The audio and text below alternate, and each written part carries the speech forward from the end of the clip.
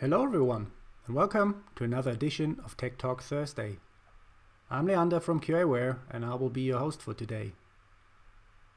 Now today's topic is about putting your containers on a secure diet with Google Distroless. As usual, I've prepared a small GitHub repository for you, so you can follow along while I demo all the source code. So please clone this repository. Right, so Google Distroless base images, what are they all about? So open a browser and go to GitHub and Google Container Tools and find the Distroless repository. And what they say is they provide language-focused Docker images minus the operating system. And the minus the operating system, that's the important bit. Now, putting our workloads into Docker images and containers has become the new normal. But unfortunately, what's also usually the normal is that we have a full-blown Linux distribution underneath, inside the container, and that's not really required. And that is the approach that Distroless images take. They basically strip down the image to the bare minimum. Okay, so it only contains the application and it only contains the runtime dependencies that are required to run your application. So those Distroless images, they do not contain any package managers, any shells or any other programs that you would usually expect in a standard Linux distribution. And this has two, benefits.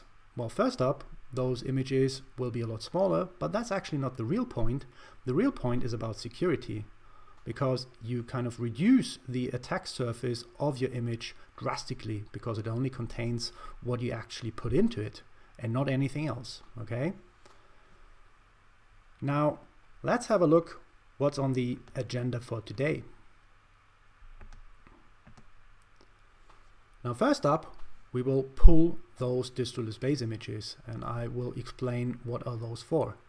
We'll have a quick look at the Docker history of those base images, and then we will start off building our first Distroless image with a BusyBox shell.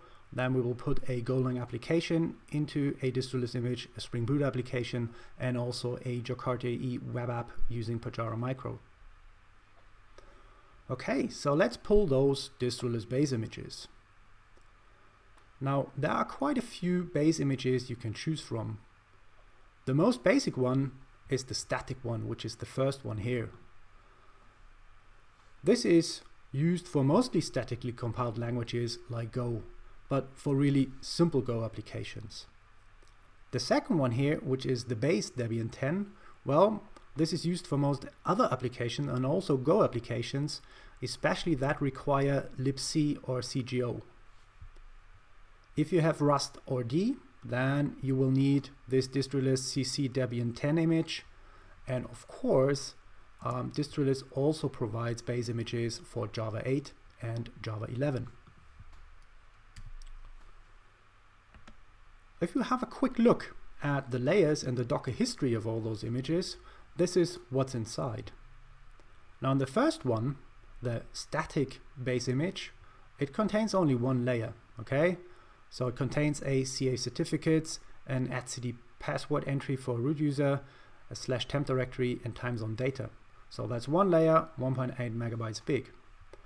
The base image here in line 11, well, that one contains already two layers. It contains everything from the static image plus glibc. So that adds another 17.4 megabytes in the second layer.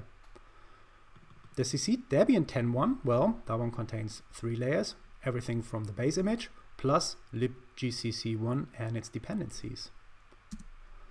And if you look down here for the Java 8 and the Java 11 base images, well, on the fourth layer, we add the JDK itself in the correct version. So you see here, stripped down to the bare minimum, a few dependencies, a few libraries, plus the JDK in the Java case, and that's it. Nothing else. No package manager, no shell, no unexpected utility program. Okay, now it's time to build our first image, I would say. So let's open Visual Studio Code and let's build a Distroless image that contains a BusyBox.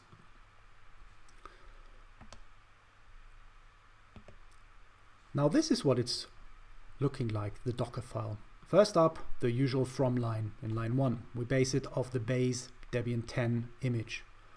And all we do here, for example, is, well, we copy the BusyBox from the official BusyBox image into this image.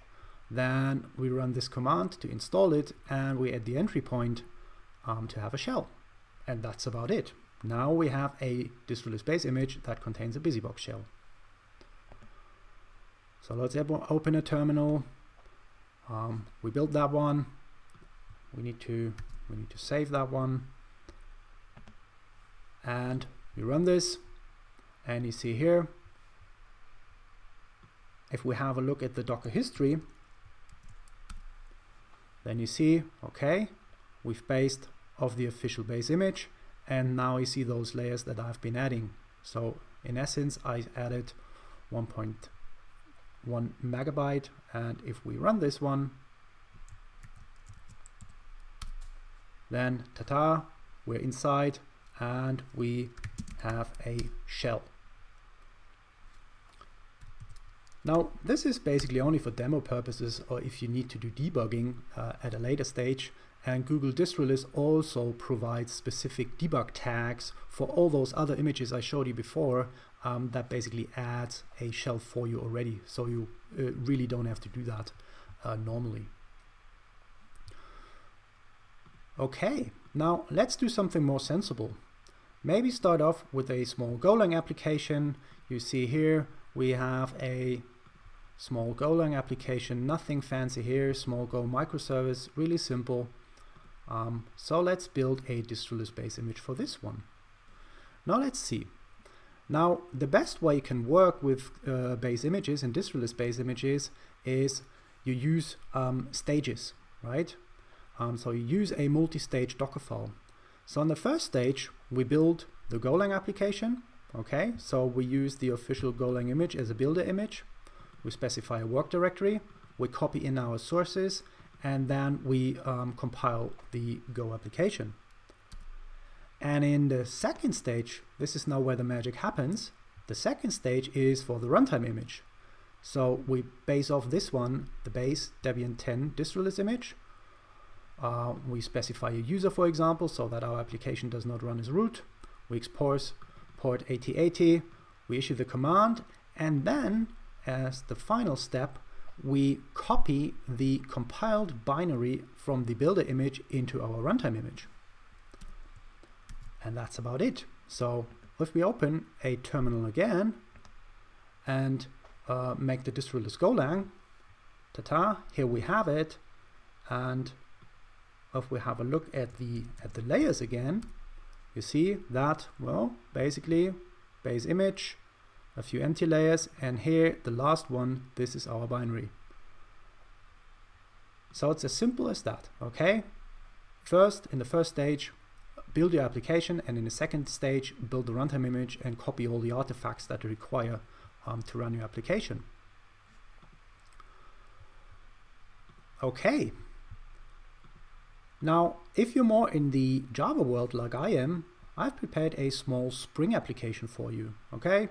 So nothing fancy about this one. Spring Boot application, Spring Boot 2.3 latest version, one simple REST endpoint. So let's build the Docker file for this one. Again, same procedure. Stage 1, we first build our Spring Boot application. So as a builder image, we use an OpenJDK image. Then in the first step, we copy in, well, the Gradle runtime, and we issue the first command. This is to perform layer caching of all the dependencies. Then we copy in the sources, and we assemble the final jar artifact that is required to run our Spring Boot application. And then in the second stage, well, guess what? We build the runtime image. We use the Java 11 Distroless image, base image. Again, we specify the user so we don't run as root. We issue and set the command to our jar file, and then here in line 27 we copy in the finished artifact from the previous stage, the jar file, into the Distroless image. Okay, so let's save that one.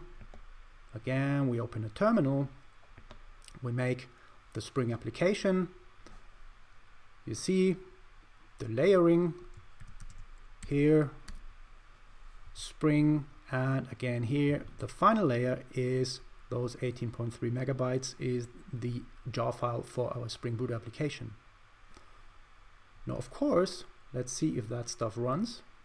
Okay, so let's use that command, docker run, and you see here it fires up nicely and tells us, well, Distroless Spring jar has been started by nobody, and it fires up in 3.6 seconds. So it's as easy as that. All right, now the final demo is, well, slightly more, well, elaborate, I would say. Imagine you have a Jakarta EE web application. Okay, so here in the Distroless Pajara I have a small Jakarta EE web application leveraging Pajara Micro. Nothing special here. So let's see how we can build this Distroless image. Again, guess what? Stage 1, we build the web application. So we base it off the OpenJDK image. Again, we copy all our sources into it. We perform some layer caching for all the dependencies. We copy in the sources, and then we assemble the final war artifact. In the second stage, well, we have to do a bit more magic, but not much. Again, we base it off the Jakarta of the Java 11 runtime image, Distroless runtime image. And now look at lines 24 to 26. What we do here is we copy in the etcd password file, the etcd group, and the Pajara Micro itself from the official Pajara Micro image. Okay, so we copy from a different image, we copy some artifacts into this one, we use the supplied Pajara user, we specify entry point and command, and now here in the final line, again, we have the final copy command to copy in the war file into the deployments directory, and then we're done. All right, so if we open a terminal and we make this one, again, that's this one done. If we look at the history, you see slightly more going on here, but the real cool bit is now here the final layer, which is only a war file. So what I would recommend is, put all the packaging of the Pajara into a base image, into another base image, and then work with that base image instead. Okay, final demo. Let's see if everything fires up, and here we go. Everything fires up nicely, and our Jakarta EE application does get deployed.